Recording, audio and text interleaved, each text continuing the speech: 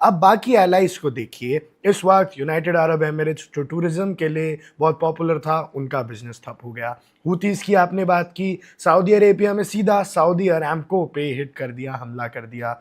वहीं Bahrain, Kuwait, इनके desalination plans पे अटैक हो रहे हैं। तो पूरी मिडिल ईस्ट की, चाहे वो टूरिज्म से इकोनॉमी हो, ऑयल तो ऑयल मेजर स्ट्रक्चर है ही, उस पे अटैक कर रहे हैं। स्ट्रेट ऑफ हॉर्मुज, बैबल मेंडे ब्लॉक होगा। यूरोपियन और ईस्ट और एशियन इकोनॉमीज को बहुत बुरी तरह से इफेक्ट करने वाला है। सो इवन इफ अमेरिका को इतना ज्यादा नहीं फर्क पड़ेगा, बट पूरा मिडिल ईस्ट, यूरोप और एशिया, इधर इकोनॉमिक क्राइसिस आ जाएगा। सो डोंट यू थिंक कि ये प्रेशर बिल्ड करेंगे?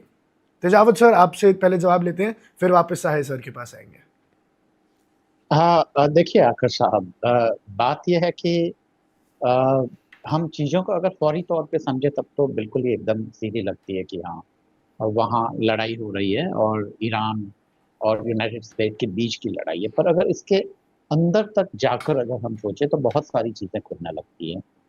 पहली बात ये कि ईरान की स्ट्रेटजी क्या है। 79 के बाद से ही लगभग ये तय था कि जी। ईरान और यूनाइटेड स्टेट दोनों ही अलग खेमों में हैं और ये लड़ाई कभी भी रुक नहीं सकती है।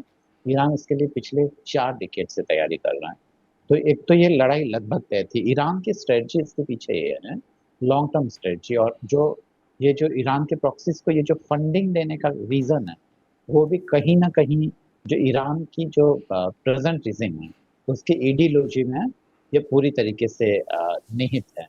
नहीं तो कोई मतलब ही नहीं है कि इतना न इसराइल और ईरान तो एक दूसरे के हमसाया मुल्क भी नहीं है, पड़ोसी देश भी नहीं है, तो वो क्यों लड़ना चाहिए। ईरान का वैसे क्या इंटरेस्ट है, क्या वो इससे पहले के जो इनके थे, ईरान के जो शाह थे, नाम मैं बोल रहा हूँ, हाँ, रेजा पहलवी। तो हाँ, रेजा पहलवी जो थे, तो उस समय तो ईरान ऐसा देश था जिसने सबसे पहले इसराइल के साथ अपने संबंध सबसे दुरुस्त किए थे। तो कोई कारण ही नहीं था लड़ाई का। पर क्योंकि यहाँ पे जो सेमी डेमोक्रेटिक टाइप की जो सरकार आती है, जो इस्लाम से प्रेरित होती है ना, इस्लाम के एक खास जो सो कॉल्ड मॉडर्न फॉर्म से, और जो सेमी मिडाइवल, आधा मध्यकालीन आधा आधुनिक, इस टाइप का उन्होंने सेटअप करके उन्होंने वहां पे किया।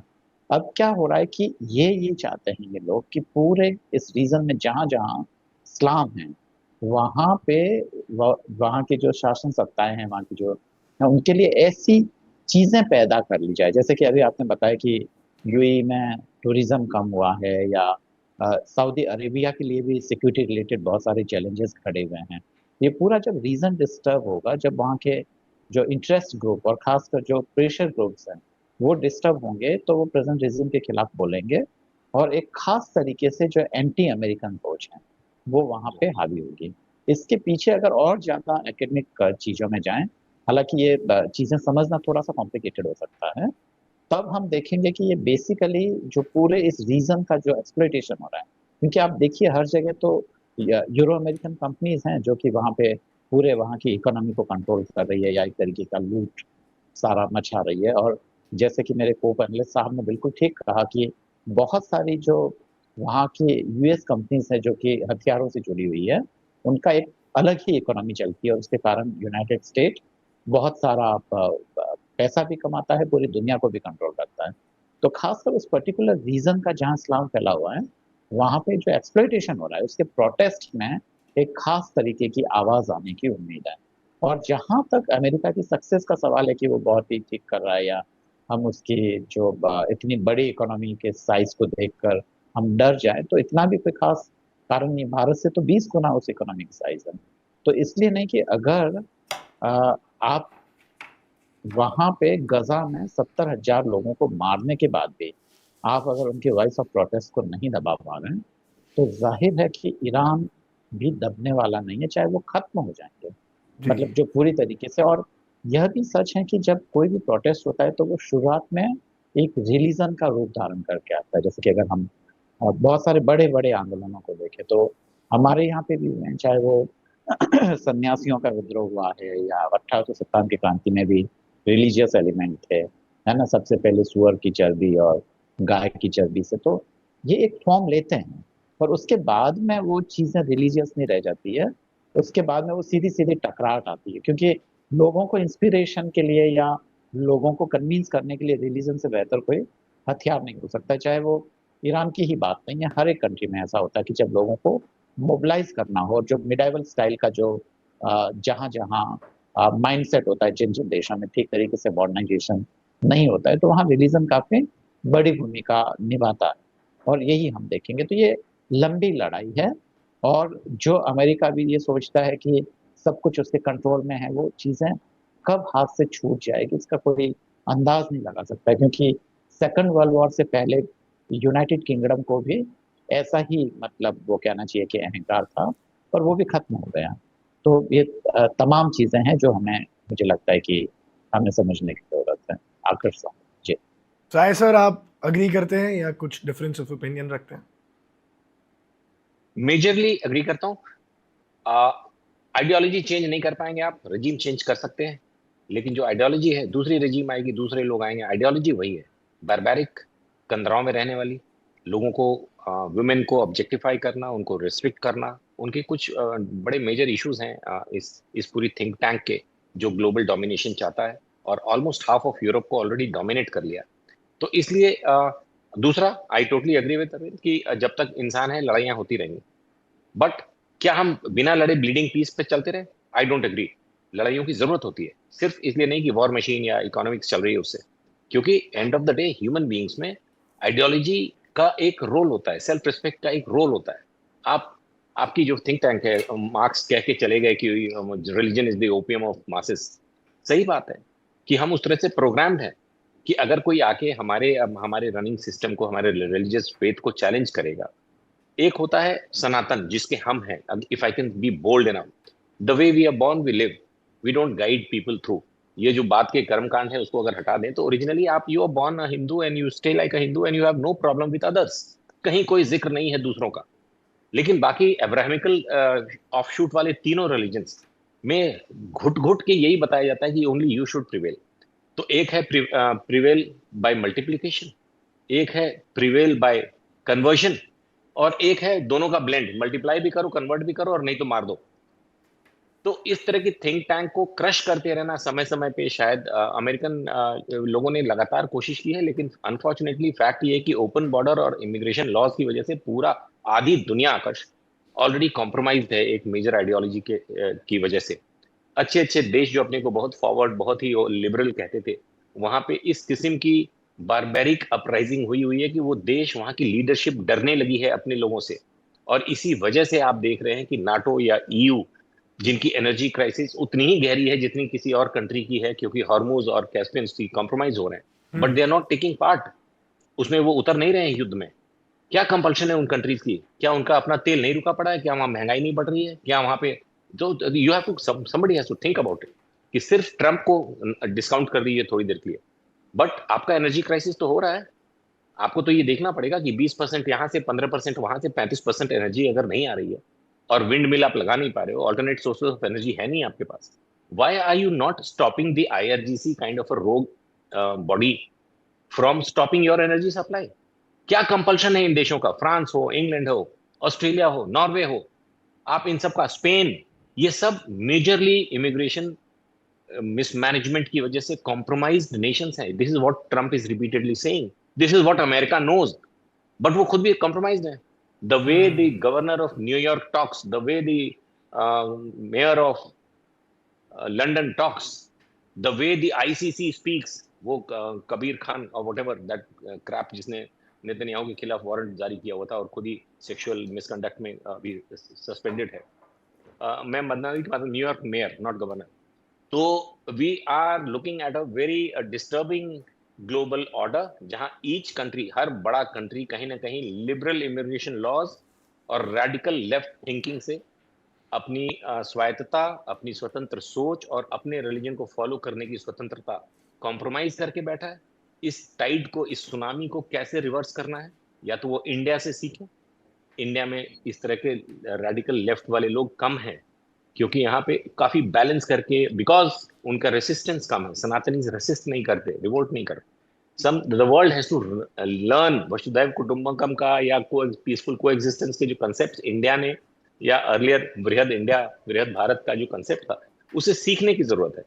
लेकिन जब तक वहां नहीं पहुंच रहे हैं, तब तक ये ट्रम्प काइंड ऑफ एफर्ट भी ठीक है कि एक बार इनको 20 साल के लिए पीछे कर देते हैं, जब ये अपने खाने पीने या द को panelist is absolutely right when he says कि इस तरह की लड़ाई ये लंबा खींच सकते हैं। वो कंदराव में रहेंगे, उनको कोई फर्क नहीं पड़ता। अफगानिस्तान में हमने देखा, कई जगहों पे देखा, वो गुफाएं पूरी खाने पीने की व्यवस्था छोड़कर मिसाइल्स की पर्वतों के अंदर छिपने की cities, tunnels, billions of dollars खाने का लाले पड़े हैं, सैंक्शंस लगे पड़े हैं, लेकिन पहाड़ों के बीच में न्यूक्लियर वो ले जाके छिपाने चूहों की तरह। What is this ideology, what is this philosophy, क्या करना चाहते हैं, उनका क्या विजन है, लाइफ का purpose? These are very serious thing. Probably एक न्यूज इसमें हम पूरा नहीं कर पाएंगे। We had to have a workshop and a separate session. Brainstorming separate session on this. जी आकाश। हाँ सर, बट बहुत बहुत ही गहराई से हम थोड़ा ऑफ टॉपिक भी गए, but I did not mind, क्योंकि वो जो आइडियोलॉजी की बात थी वो सामने रखना ज़रूरी था। But sir, it triggered a question in my mind कि यहाँ से हमारे साथ फॉरेन एक्सपोर्ट भी हैं और डिफेंस एक्सपोर्ट भी है। What I want to know is कि यहाँ से भारत का स्टांस क्या होना चाहिए, क्योंकि नाविक तो हमारे भी मर रहे हैं। जब भी इंसिडेंट्स होता है 1 2 3 इंडियन सेलर्स की डेथ ज़रूर होती है। तो डिफेंस पॉइंट ऑफ व्यू से हमें क्या करना चाहिए even in the longer run? और दूसरा, फॉरेन एक्सपोर्ट सर, मैं आपसे जानना चाहूँगा कि यहाँ पे जब इतना इतना बड़ा क्राइसिस हम एक बार देख चुके हैं, एलपीजी क्राइसिस हमारे देश में बहुत रियल हो गया था, एंड जिस जनता को नहीं फर्क पड़ रहा था उस वॉर से, वो अब बहुत पड़ने लग गया था। So if we are directly affected by this war, Hormuz जैसे ही 1 डेढ़ महीना बंद होता है, इसका असर सीधा हमारे तक पहुंच जाता है। So what should be the next step for us? Tejawat sir, आपसे पहले फॉरेन उसमें जान लेते हैं, फिर साहे सर पे डिफेंस एनालिस्ट की तरह जान लेंगे। देखिए आकर्ष साहब, मुझे लगता है कि चीज़ें इतनी आसान नहीं है, थोड़ा सा कॉम्प्लिकेटेड है। इतना ये नहीं है कि जो खासकर नियो कॉलोनियल ताकतें हैं वो उनको क्रश कर रही है, जो खासकर रिलीजियस फोर्सेस हैं या एक्सट्रीमिस्ट मिलाइबल फोर्सेस हैं उनको क्रश कर रही है। इतना आसान नहीं है बेसिकली। इसको हम ऐसे समझेंगे कि देखिए, ये बात सच है कि जो हिंदुइज्म है वो एक हेमिटिक रिलीजन है, जहाँ डेमोक्रेटिक स्पेस ज़्यादा होता है, क्योंकि हमारे यहाँ पे कोई एक धर्म गुरु नहीं होता है, कोई एक पवित्र किताब नहीं होती है, हमारे यहाँ पे कोई एक पवित्र धर्म स्थल नहीं होता है, और हमारे यहाँ पर इकट्ठा होकर नहीं करते हैं। तो इस तरीके से यहाँ डेमोक्रेटिक स्पेस होता है, क्योंकि शंकराचार्य ही 4 हैं, उसके बाद में ज्योतिर्लिंग बहुत सारे हैं, तीर्थ स्थल बहुत सारे हैं, शक्तिपीठ अलग हैं। तो हमारे यहाँ पे कोई अगर एक व्यक्ति कहता है तो दूसरा व्यक्ति दूसरा विचार देगा, और ऐसे में जो विचार जो वाकई सस्टेन करते हैं वो वहाँ पे जगह बनाएंगे। पर कट्टरपंथ, खासकर जो सेमिटिक रिलीजन्स हैं, जहाँ आप बहुत ज़्यादा बहस या डिबेट की संभावनाएं नहीं होती हैं, तो वो होता है, तो ये उसकी एक समस्या है। पर प्रॉब्लम यह है कि क्या हम इस जो रिलीजियस फोर्सेस हैं जो हमारे लिए वाकई वेस्ट से चैलेंज उत्पन्न कर सकती है। खासकर ईरान के संदर्भ में भी देखें तो ईरान ने यूनाइटेड नेशंस में भारत के खिलाफ वोटिंग की है पाकिस्तान के पक्ष में, कश्मीर इशू को लेकर, और तमाम ऐसी चीज़ें हैं जहां हम कहें कि ईरान ने हमारे खिलाफ। पर इसका मतलब कि क्या कि प्रेजेंट सिचुएशन में हम ईरान के खिलाफ बैठे, जैसा कि अभी हो रहा है? फिलहाल सरकार की तरफ से जरूर हम ईरान के खिलाफ हैं, और जो अमेरिकन और यूरोपियन फोर्सेज है उनके साथ हैं अभी हम। पर जो खासकर मीडिया का स्टैंड है या आम जनता का जो सोचने का तरीका है, जो संजीदा लोग हैं, वो दरअसल ईरान के साथ खड़े हैं। इसका कारण ये कि अगर हम उन नियो इंपीरियलिस्ट और नियो जो कॉलोनियल फोर्सेस को अगर हम सपोर्ट करेंगे तो क्या होगा? एक छोटा सा उदाहरण लेके समझिए।